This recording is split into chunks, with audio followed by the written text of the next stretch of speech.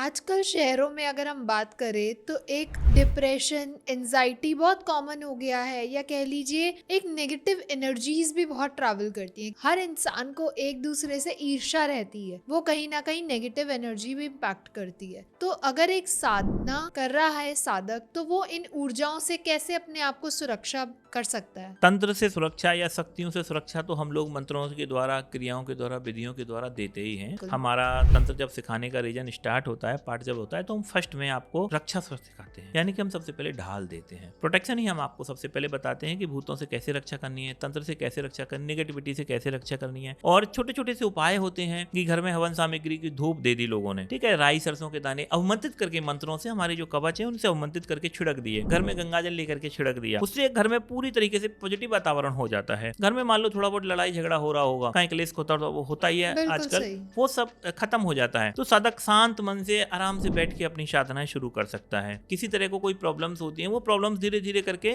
दूर हो जाती हैं। हम लोगों की जो पद्धति है उसमें हमने गुरु, गणेश, इष्ट, कुलदेव, पितृ, स्थान देवता, इन 6 शक्तियों को लिया हुआ है, और इन 6 शक्तियों को हम नित्य सुबह शाम पूजन करवाते हैं। इसमें क्या है कि अगर किसी के पितृ बिगड़े हैं तो वो भी ठीक हो जाते हैं, तो उनसे कोई भी प्रॉब्लम्स क्रिएट हो रही होगी वो ठीक हो जाती है। कुलदेवी कुलदेवता अगर नाराज चल रहे हैं, उनसे कोई प्रॉब्लम क्रिएट होती है, वो भी ठीक हो जाती है। हरेश तंत्र जो कहता है वो आज के परिवेश को देख करके ही सारी चीजें करता है। तो हम पहले घर में सुख, शांति, प्रेम के लिए, समृद्धि के लिए ही हम पहले अनुष्ठान करवाते हैं उनसे। छोटी छोटी सी क्रियाएं होती है उनसे, और घर एकदम शांत हो जाता है, मन शांत हो जाता है। उसके बाद शांत मन से आराम से साधक जो है वो साधनाएं कर लेता है। नेगेटिविटी खत्म हम सबसे पहले करते हैं।